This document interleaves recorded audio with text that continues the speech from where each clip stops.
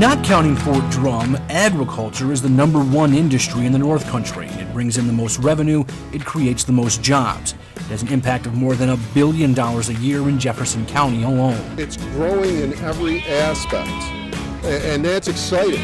What other private industry in the North Country can talk about thriving and being vibrant like agriculture can? And leading the charge are dairy farms. It's 80 to 90% of that total impact. But there's no question farms and agriculture as a whole are staring at some big challenges. The biggest, according to Madison, is government, Albany and Washington. Trying to get government out of the way so that our farms can do what they do best. In D.C., the Farm Bill died in the House last week. It's a forecast, if you will, for farms, future costs, milk prices, but disagreements over farm subsidies and the SNAP program, which is food stamps, squashed it.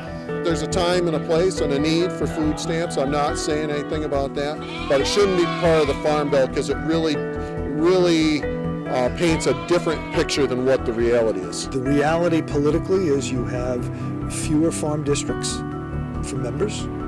You have many more urban and suburban districts. So in order to get a Farm Bill passed, you need to address issues that affect both of those constituencies. Also in Washington, immigration. The Senate appears ready to pass a reform bill that would provide a path for immigrants to work here longer, legally.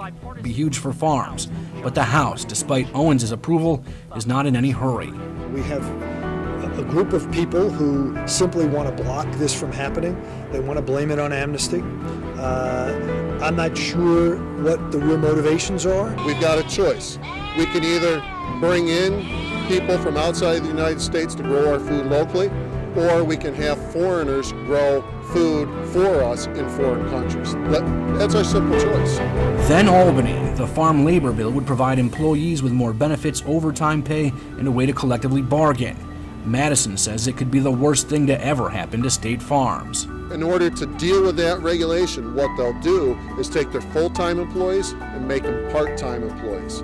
Those people will lose hours, they'll lose benefits, and it'll allow the farmers to work around the regulations. The bill passed in the state assembly despite North Country members voting against it. The state should not be involved with this. Albany and the New York City delegation, who have absolutely no idea about what is involved in the working of a farm, should be pushing this legislation like they have. Our farmers are pretty upstanding people, and I take their word that they are paying decent wages above the minimum wage and are working to ensure that they can keep their workforce, which is a challenge.